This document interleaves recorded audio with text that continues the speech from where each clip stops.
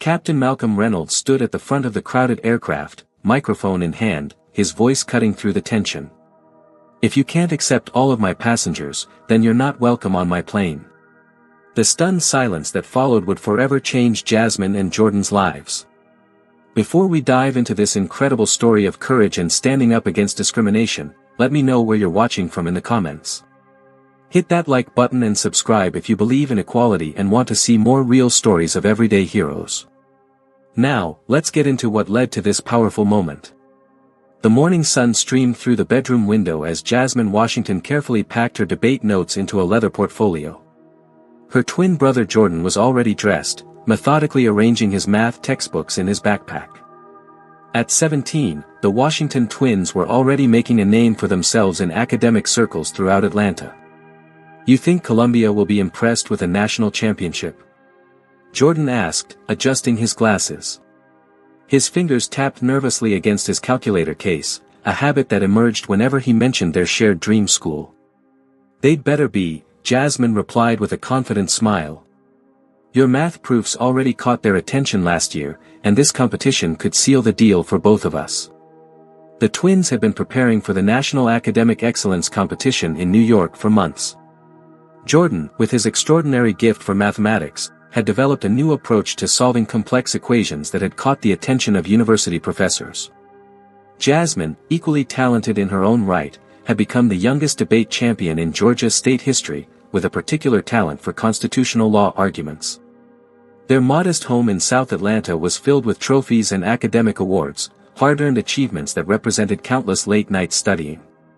Their parents had instilled in them a mantra: excellence is the only option when the world expects you to fail. "First time flying," Jordan said, zipping his bag closed. "I've calculated the odds of a crash at approximately 1 in 11 million, but my stomach doesn't seem convinced by the statistics." Jasmine laughed. "We survive Atlanta public transit daily. A commercial airline should be luxury by comparison." Their Aunt Tabitha arrived precisely at 5:30 a.m., her ancient Buick rumbling in the driveway. She had volunteered to drive them to the airport while their parents finished last-minute arrangements to join them in New York the following day. "You two ready to soar with the Eagles?" Aunt Tabitha called as they loaded their luggage into her trunk. At 57, she had the energy of someone half her age and twice her optimism. "More like trying not to throw up with the Eagles," Jordan mumbled.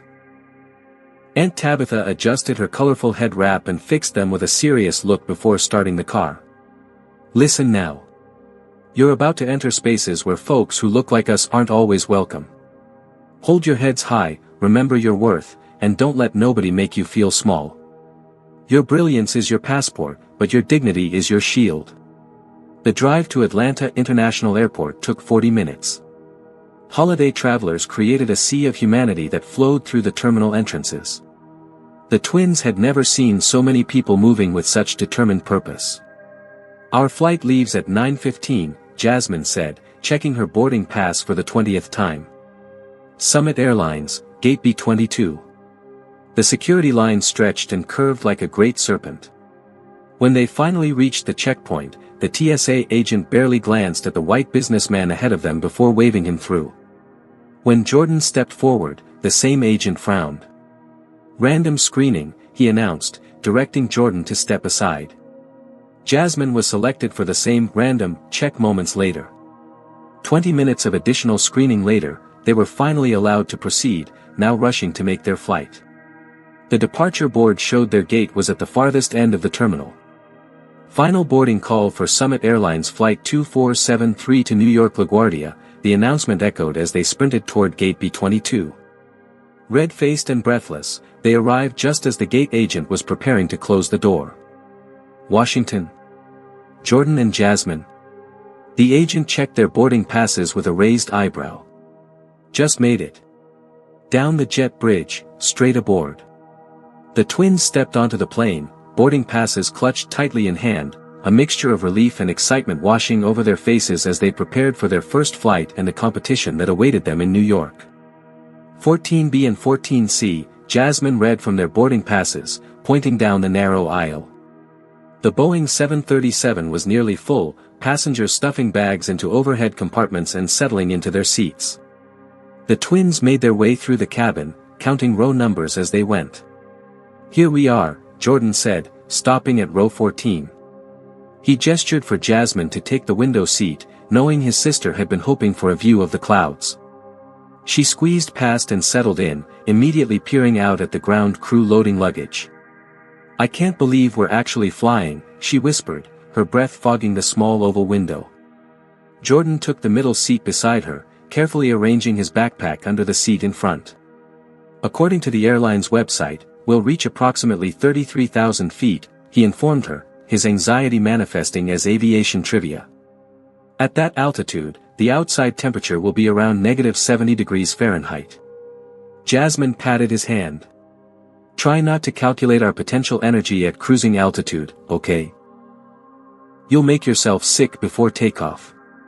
The aisle seat beside them remained empty as the last passengers boarded.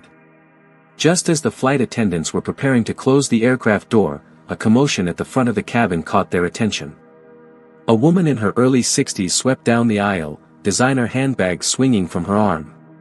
Her platinum blonde hair was styled in an immaculate bob, and diamond studs sparkled at her ears.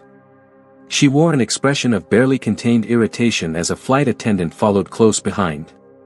"Ma'am, I understand your frustration, but first class is completely full," the flight attendant was saying. "14A is your assigned seat for this flight." The woman stopped abruptly at their row, glancing at the seat number and then at Jordan and Jasmine. Her lips tightened into a thin line. "This is unacceptable," she declared, loud enough for several rows to hear.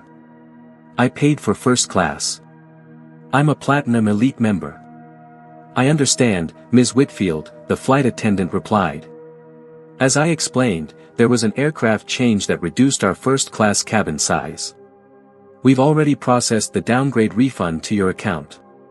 Eleanor Whitfield's gaze swept over the twins as if they were an inconvenient piece of furniture.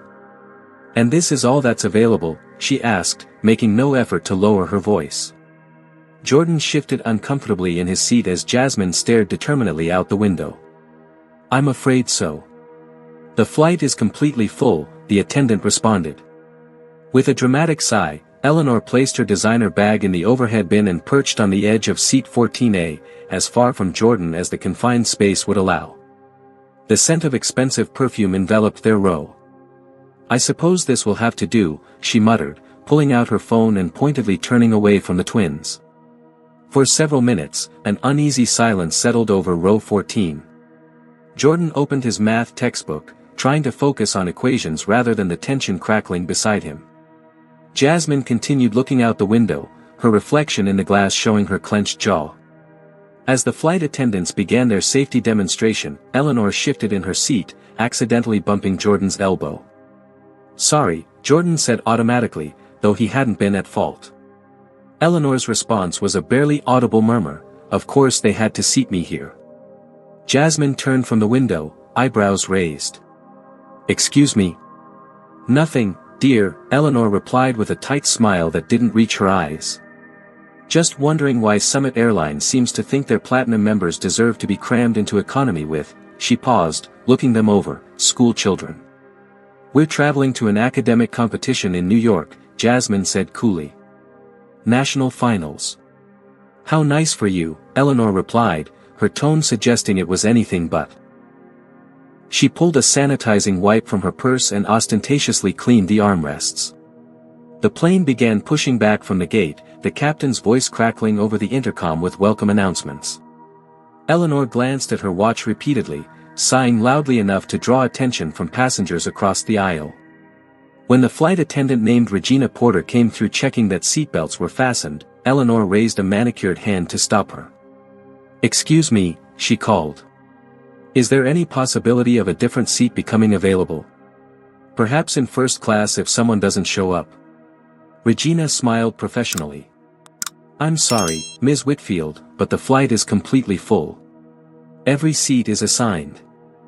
"I understand, but surely something can be arranged," Eleanor insisted, lowering her voice slightly. "I'm not comfortable in my current situation." Regina's eyes flicked briefly to the twins, then back to Eleanor. "I'm afraid there's nothing I can do at the moment. Perhaps after takeoff." "This is unacceptable," Eleanor interrupted, her voice rising. "I specifically choose Summit for my frequent travel because of your service standards. And now I'm expected to spend 2 hours squeezed in beside." She gestured vaguely toward Jordan and Jasmine without looking at them. Several nearby passengers turned to watch the developing scene. A man across the aisle had his phone tilted in their direction, apparently recording. "Ma'am," Regina said, her professional demeanor intact but her voice firmer, "if you have concerns about your seating assignment, I'd be happy to discuss them with you once we're at cruising altitude." "I have concerns now," Eleanor snapped. She turned to look directly at the twins for the first time. "No offense, but I paid for first class and was downgraded, and now I'm stuck next to them. I at least expect to be seated with other business travelers." Jordan's textbook closed with a snap. "We paid for our tickets just like you did," he said, his voice quiet but steady. Eleanor's eyebrows shot up. "Well, I'm sure you did, though I wonder who." "Ms. Whitfield," Regina interrupted, "I need to continue my safety checks. I'll return after takeoff." But Eleanor was now fully engaged, her indignation finding a target. "I refuse to sit here," she declared loudly, unbuckling her seatbelt. "This is completely inappropriate. I'm a Platinum Elite member who paid for first class but they overbooked, and now I'm stuck next to them. I refuse to sit here." The cabin fell silent, all pretense of privacy abandoned as dozens of passengers stared openly at the unfolding drama in row 14. Regina Porter had been a flight attendant for Summit Airlines for 12 years. In that time, she'd handled drunk passengers, medical emergencies, and countless tantrums from entitled travelers. But something about the venom in Eleanor Whitfield's voice made her stomach tighten with a different kind of tension. "Ms. Whitfield," Regina said, keeping her voice low and controlled, "I understand you're upset about your seating arrangement, but I need you to lower your voice and remain seated. The aircraft is preparing for takeoff." Eleanor's perfectly lined lips curved into a dismissive smile. "I don't think you understand who you're speaking to. I personally know Victor Harrington on your executive board. One phone call." "I'm not concerned with who you know," Regina interrupted, her professional mask firmly in place. "I'm concerned with flight safety regulations that require all passengers to be seated with seatbelts fastened during takeoff." By now, the confrontation had drawn the attention of everyone within earshot. Phones were raised throughout the cabin, recording the incident. A mother in the row behind covered her young daughter's ears. Jordan sat rigidly in seat 14B, his dark skin flushed with humiliation and anger. Beside him, Jasmine had abandoned all pretense of looking out the window and was staring straight ahead, her jaw clenched so tight a muscle jumped visibly in her cheek. "I want to speak to your supervisor," Eleanor demanded, voice rising. "These people are making me uncomfortable." "These people?" Jordan repeated, unable to contain himself any longer. "You mean the paying passengers you've been insulting since you sat down?" Eleanor turned to him with a look of exaggerated surprise. "Young man, I wasn't speaking to you. This is between me and the flight staff." "It stopped being just between you and the staff when you started making comments about us," Jasmine interjected, her debate training evident in her measured tone. "We haven't done anything to make you uncomfortable except exist in these seats." A murmur of agreement rippled through the nearby passengers. Someone toward the back of the plane called out, "Let them be, lady." Eleanor's face flushed crimson. "I never said anything about. I just expect certain standards when I fly, and—" "Ms. Whitfield," Regina cut in, "I need to continue my pre-flight checks. Please remain seated, and I'll return to address your concerns after takeoff." "I will not sit here," Eleanor declared, standing up despite the illuminated seatbelt sign. "Find me another seat immediately." The commotion had attracted the attention of Benjamin Carter, the head flight attendant, who made his way down the aisle from the front of the plane. At 45, Benjamin had the composed demeanor of someone who had seen it all. "What seems to be the problem here?" he asked, his deep voice carrying an authority that momentarily silenced Eleanor. Regina quickly briefed him in hushed tones while Eleanor stood awkwardly in the narrow aisle, blocking other flight attendants trying to complete their pre-flight duties. "Ms. Whitfield," Benjamin said after listening to Regina, I understand you're unhappy with your seat assignment, but standing in the aisle is not an option right now. Please return to your seat, and we'll see what can be done after takeoff. I will not sit next to these individuals, Eleanor replied, gesturing dismissively at the twins. They've been rude and confrontational since I arrived. Jordan's mouth fell open in disbelief. That's completely untrue. You're the one who... Young man, Eleanor cut him off, your attitude is precisely the problem. So aggressive.